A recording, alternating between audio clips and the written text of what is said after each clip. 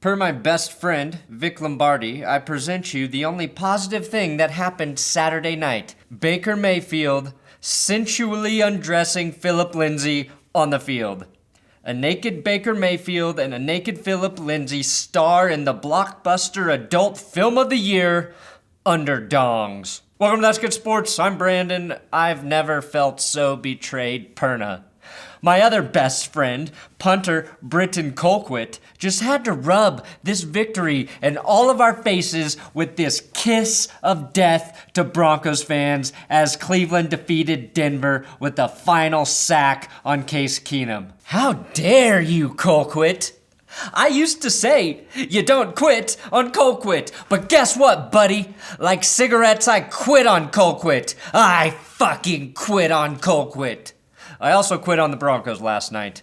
Like cigarettes, all they're doing is killing me, slowly. You're killing me, Vance, and I've got to move on to something more healthy, like a John Harbaugh or a John DeFilippo. Anybody named John. Yes, the Browns defeated Denver 17-16 on Saturday Night Football, and in this episode, I'll recap that loss and also tell you exactly why it's time to fire Vance Joseph immediately following the end of the 2018 NFL season. That's good, Broncos! That's good, Broncos! That's not good, Broncos. I can't watch the game because I'm at an office party. That's good, Broncos! That's good, Broncos. That show sucks.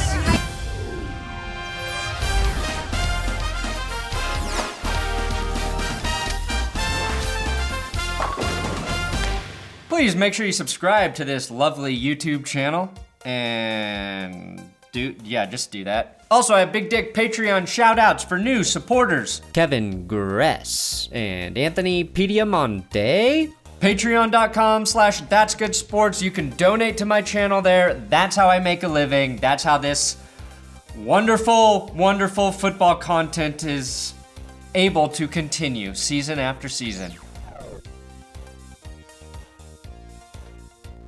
Now, I wasn't able to watch this game last night live. I was at my wife's company's holiday party, drinking so much water with Woody Roseland, and meeting some great That's Good Sports fans and FYTB enthusiasts like Billy. But as I checked my updates from Bleacher Report, every 30 seconds I couldn't help but notice Vance Joseph elected to kick a field goal on 4th and 1 from the 5-yard line. He literally has his coaching job on the line, everything to lose with a loss to the Browns, and he doesn't have the cojones to go for it there? You know the song The Gambler by Kenny Rogers? Of course you do. Vance Joseph is the opposite of that song. You gotta know when to hold 'em. Garrett Bowles, that's your job every play this season. You gotta know when to fold 'em. Always, always fold 'em. Know when to walk away. Especially from a lead. Know when to run, not on 4th and 1. Do not run the ball on 4th and 1. You never count your money until John Elway fires you and you still get paid another year for doing nothing. Vance Joseph is the opposite of a gambler. He's a life insurance salesman. But when I saw this on Twitter, Case Keenum completing a 9-yard pass to Case Keenum, I was ready to retract all of the criticism that I had made of the quarterback this season. But then I tried to find the play in the highlights, but the NFL must be trying to cover it up so Case doesn't get overpaid with his next contract. The difference between the Browns and the Broncos in the first half, I noticed, was that the Browns weren't scared to take shots down the field, and the Broncos seemed terrified to throw it further than 5 to 10 yards. The Browns weren't scared to throw deep, even though Baker was off target quite a bit. He was not very good in last night's game, which makes the loss for the Broncos even worse. I thought the Broncos were finished the second Chris Harris Jr. got hurt.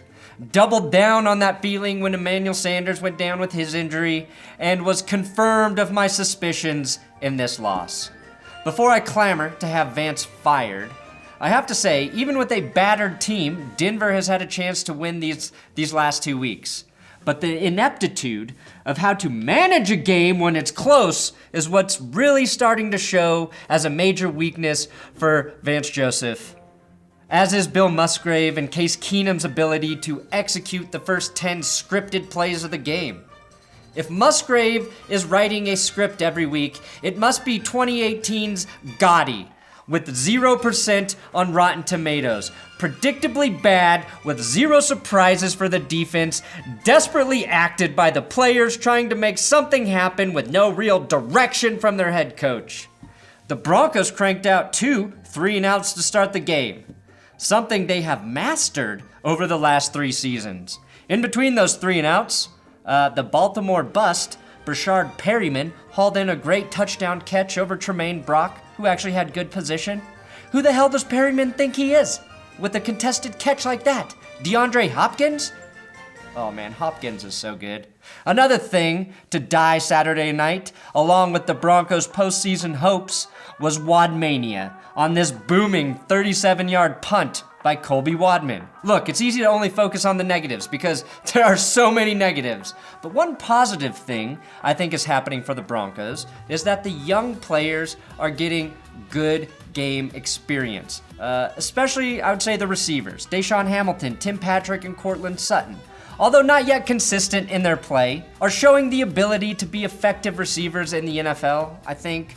I mean, Hamilton did a nice job at finding ways to get open, and Sutton proved to be capable of making contested catches if they can just get a quarterback to throw them the ball. Everyone loves announcer Mike Tirico, and this is why. With Kitchens calling the play. Sleight of hand fools no one. Todd Davis said, "I'll take your fake and take you back, Baker." Loss of 5. Davis with the tackle for loss. And 2 receivers. The tight end Njoku and Perriman both very close. Parks knocked it out of the park. 3rd and 5.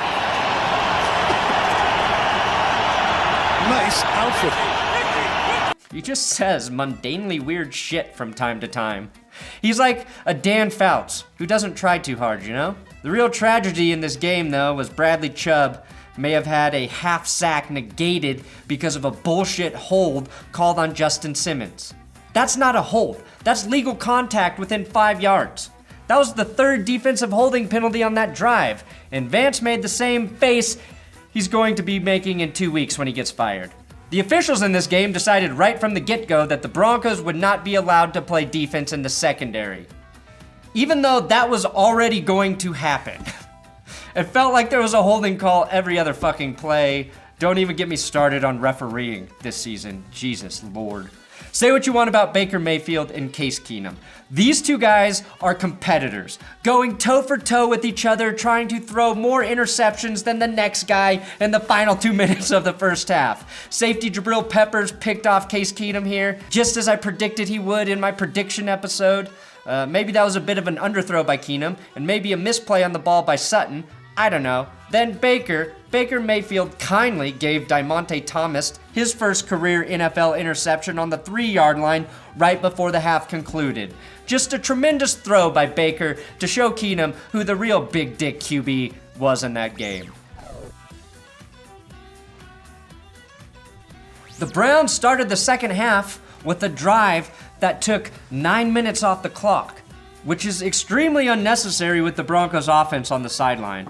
I mean, Drew Brees, Patrick Mahomes, those are guys you want to keep on the sideline to stop their offense. In this game, your best chance at stopping the Broncos offense was just with your normal defense on the field.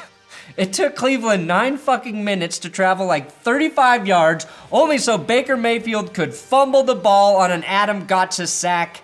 Having the ball 9 minutes and not scoring any points is like sitting on hold for 45 minutes with the cable company, and as soon as they switch you over to a human, you say, "Never mind, I forgot. I did order the Meg on pay-per-view. I was just really high and thought I was watching Shark Week. My bad." Then it's been lack of discipline. Killed the Broncos several times this season. Illustrated again on a 2nd and 17. Broncos' newly acquired cornerback, Jamar Taylor, was ejected for this. Corner, you know the position that the Broncos can't afford to lose any fucking players? The Browns were flagged too, and don't get me wrong, Taylor should have been penalized, but ejected for this? Again, how is punching a guy in the face mask hurting anyone but the puncher? Ejecting players for anything other than this?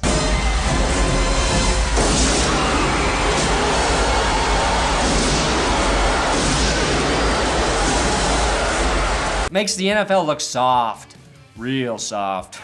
Von Miller made up for the stupid ejection on the very next play with this big sack on Baker Mayfield on 3rd down. That was the record-breaking sack for Von Miller, making him the Broncos' all-time sack leader. And Case Keenum let Von Miller enjoy that record for about 30 seconds before throwing his second pick on the evening. And Case's 2 interceptions are really our fault. We wanted him to take more shots downfield. As fans, we begged for it. And this is what happens. That, of course, led to the Browns' game-winning touchdown drive that Denver could never overcome. It was a touchdown pass to Antonio Callaway with Justin Simmons in coverage, being forced to play corner since Denver didn't have any. But here we are. The reason I think it became abundantly clear that Vance Joseph should be fired the day the season ends. Look, unless it's Tom Brady, I try to be fair here. I've tried to give Vance a chance. And there's a lot of bad shit that has happened that's outside of his control. The injuries, the crazy tough schedule the Broncos actually ended up with this year, a bad quarterback situation, and getting cursed by Sergio Dip during his head coaching debut. And here he is, having the time of his life. No, I've never seen anybody overcome a Sergio Dip curse. You can't put it all on Vance. But what we saw against the 49ers and the Browns was poor coaching calls late in the game that cost the Broncos wins against inferior or at least equally bad opponents. With 6:36 left in this game, Vance smartly challenges the spot on the field and wins the challenge. I said, hey, Vance is learning. The coaches are improving. I have hope again. Denver had a fresh set of downs on the 15-yard line. Down by 4. 4 points. They were down by 4 points. 4 points. I am saying 4 points! Because then Denver finds themselves in a 3rd and 1 situation. And I want you to look at something here. Look at this play. What's missing? Can you tell me what's missing in this offensive formation on 3rd and 1? How about one of the best blocking fullbacks in the NFL in Andy Janovich? Why is he not in the game to help your smaller of your 2 running backs pick up a yard? And why the fuck do you run a pitch on 3rd and 1?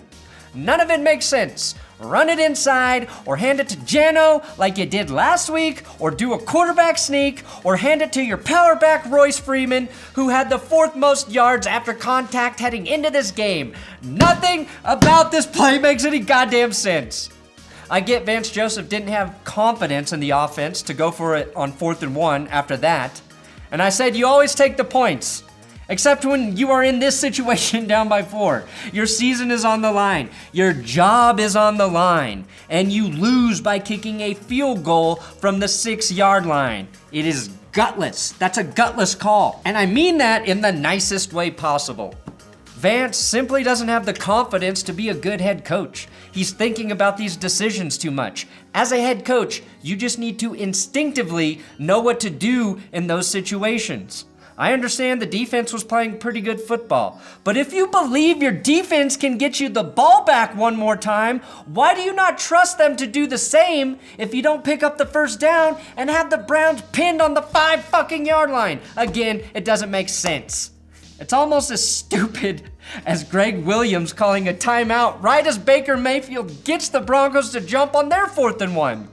That's a trifecta of stupidity. Vance's call, Greg Williams' timeout, and Adam Gotsis for jumping on 4th and 1. Discipline again. Well, Gotsis did make up for it by getting an amazing stop on the next play.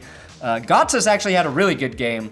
Almost Big Dick Player Award worthy, so I won't be too hard on him.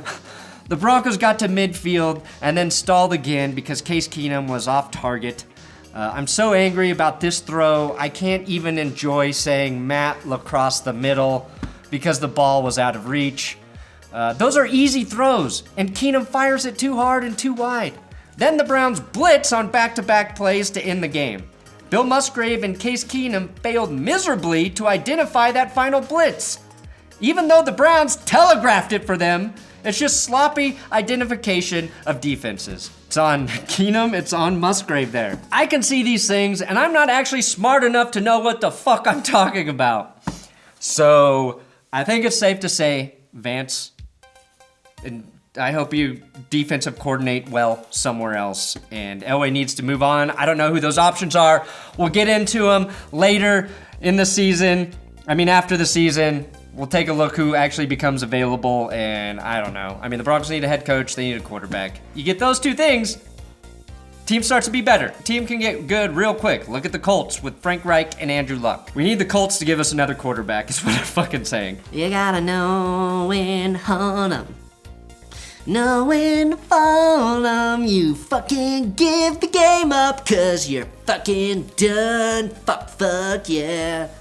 Thanks for watching another episode of That's Good Sports. Please subscribe here on YouTube. More videos on the screen right now if you click to watch those. I'm on Twitter, Instagram, at Brendan Perna.